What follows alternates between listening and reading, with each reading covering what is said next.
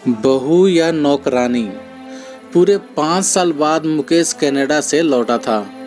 Canada में एक beauty products बनाने वाली कंपनी के लिए मुकेश काम करता था। मुकेश अपने देश अपने घर लौटकर काफ़ी खुश था।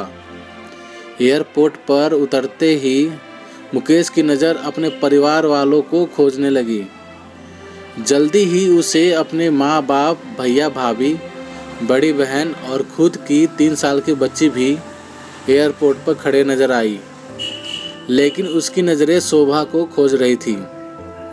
वह सोचने लगा, ये शोभा मुझसे मिलने आई क्यों नहीं, और ऊपर से उसने हमारी छोटी सी बच्ची को भी यहाँ भेज दिया। मुकेश एयरपोर्ट पर सबसे हंसी खुशी मिला।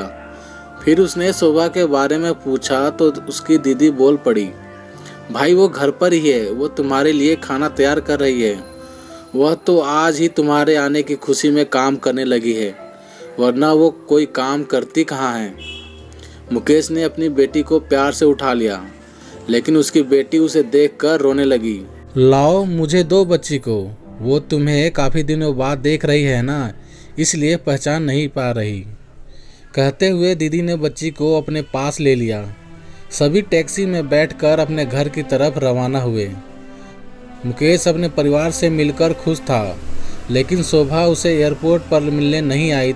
ये बात उसे काफ़ी परेशान कर रही थी। वो सोचने लगा, क्या खाना बनाना इतना ज़्यादा ज़रूरी था?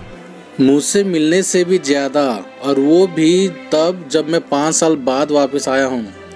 इन्हीं ख्यालों में घर तक का आधा रास्ता बीत गया। अब उसकी बच्ची उसे देखकर रो नहीं रही थी, इसलिए मुकेश उसके साथ खेलने लगा। बाकी का आधा रास्ता भी खत्म हुआ और सब घर पहुंच गए। गाड़ी की आवाज़ सुन शोभा बालकनी में आकर खड़ी हो गई और मुकेश की तरफ देखने लगी। मुकेश भी जैसे ही गाड़ी से उतरा, उसने पहले दरवाजे की तरफ और बाद में बालकनी की तरफ नज़र घुमाई, जैसे वह शोभा को ही देखना चाहता हो। मुकेश से नज़रें मिलते ही शोभा के चेहरे पर मुस्कान झलक पड़ी। मुकेश भी उसे देखकर हल्के से मुस्कुरा दिया। सभी घर के अंदर गए। शोभा सबके लिए पानी लेकर आई और सभी को पानी देने के बाद फिर से किचन में चली गई चाय बनाने के लिए। थोड़ी देर तक सभी परिवार वालों से बातें करने के बाद मुकेश शोभा को बुलाने लगा। माँ ने उसे बीच में टोकते हुए कहा, रहने दो उसे, किचन में थोड़ा काम कर लेने दो, बाद में अपने आप आ जाएगी। तुम बैठो यहाँ मेरे पास, वैसे भी वो कहाँ ज़्यादा काम करती है। मुकेश यही बात दूसरी बार शोभा के बारे में सुन रहा था। अब उसने सोचा कि मेरे परिवार वाले मुझसे झूठ थोड़ी बोलेंगे। हर दिन नहीं होता होगा इतना काम, आज थोड़ा सा है, करने देते हैं, मैं बाद में उससे बात कर लूँगा। मुकेश अपने परिवार वालों से बातचीत करने में मगन हो गया। एक के बाद एक रिश्तेदार और पड़ोसी मुकेश को मिलने आते रहे और शोभा को किचन से बाहर निकलने का समय ही नहीं मिला। सभी के लिए चाय बनाना, नाश्ता बनाना, यही करते करते शाम हो गई। शाम होते ही अकेली शोभा इस बड़े से परिवार का खाना बनाने में जुट गई। 2 घंटे बाद सभी परिवार वाले खाना खाने के लिए डाइनिंग टेबल पर बैठे थे, सिवाय शोभा के।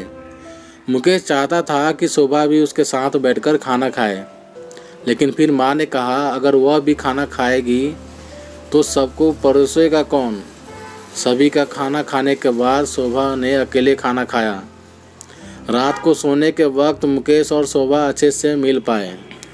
मुकेश शोभा के साथ काफ़ी बातें करना चाहता था, लेकिन वह उसके चेहरे पर थकान और नींद अच्छे से देख सकता था, इसलिए उसने शोभा को परेशान ना करने का फैसला किया और उसे सोने दिया। शोभा सोने ही वाली थी कि उसकी छोटी बच्ची रोने लगी, तो शोभा तुरंत उठकर उसे दूध पिलाने के लिए चली गई। मुकेश कब सो गया उसे पता ही नहीं चला। जब सुबह बच्ची के रोने की आवाज़ आने लगी तो मुकेश उठा और शोभा को पुकारने लगा। जब शोभा पास नहीं दिखी तो उसने बच्ची को चुप कराया और फिर से सुला दिया।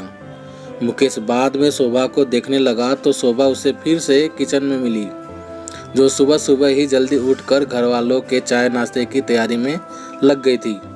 अब मुकेश सोचने लगा, माँ और दीदी तो कहती थी कि शोभा ज़्यादा काम नहीं करती, लेकिन जो मैं देख रहा हूँ वो तो कुछ और ही है। मुकेश अब सब समझ गया था, पर वो अपनी माँ को ऐसा नहीं बोल सकता था कि शोभा से ज़्यादा काम ना कराया करो। इसलिए अब उसने खुद ही शोभा की मदद करना शुरू कर दिया था। मुकेश के हाथ बटाने से शोभा को थोड़ा अच्छा लगने लगा था। पहले जहाँ उसका चेहरा थकान से उतरा रहता था, अब उस पर थोड़ी चमक आने लगी थी। मुकेश ने कुछ दिनों में ही यह महसूस कर लिया था कि शोभा अब वो शोभा नहीं रही थी जिससे मुकेश शादी करके लाया था। वो तो कोई और थी जो तोते की तरह बोलती थी, और ये शोभा तो बिल्कुल चुप है, गुमसुम है। ऐसा लगता है जैसे किसी के दबाव में हो, किसी डर की वजह से सहमी हुई हो। मुकेश शोभा को उसके काम में और ज़्यादा मदद करने लगा। मुकेश का ऐसा व्यवहार अब घर वालों को खटकने लगा। घर के सभी बड़ों ने मिल के मुकेश को समझाया, तुम अपनी बीवी को मदद करते हो, उससे हमें कोई एतराज़ नहीं है, लेकिन तुम्हें भी एक हद तक ऐसा करना चाहिए। जब तक कोई तुम्हें ऐसा करता ना देख रहा हो तब तक सब ठीक है, लेकिन जब कोई तुम्हें बीवी के होते हुए बर्तन धोते हुए देखे तो वो अच्छा थोड़े ही लगता है। और सोचो, आगे चलकर शोभा को तुम्हारी हेल्प की आदत पड़ गई तो तुम्हारा अपना काम में ध्यान लगाना मुश्किल हो जाएगा। मुकेश हमेशा से ही अपने परिवार वालों की बात मानता आया था। जिस तरह से सब ने मुकेश को समझाया था, मुकेश भी उनकी बातों में आ गया। अब मुकेश शोभा की मदद करने से कतराता था। कभी कभार वह बच्ची के लिए दूध गर्म कर लिया करता, उससे ज़्यादा कुछ नहीं। घर वालों ने मुकेश को विदेश जाने से मना कर दिया और कहा यहीं पर कुछ काम कर लो। मुकेश ने अब घर से ही ब्यूटी प्रोडक्ट्स ऑनलाइन बेचना शुरू कर दिए। उसका परिवार भी बढ़ गया। अब उसकी 2 बेटियां और 1 बेटा था। दोनों बेटियां स्कूल जाने लगी थी, लेकिन बेटा अभी भी छोटा था। जितना मुकेश कमाता था उतना सबके लिए काफ़ी न था।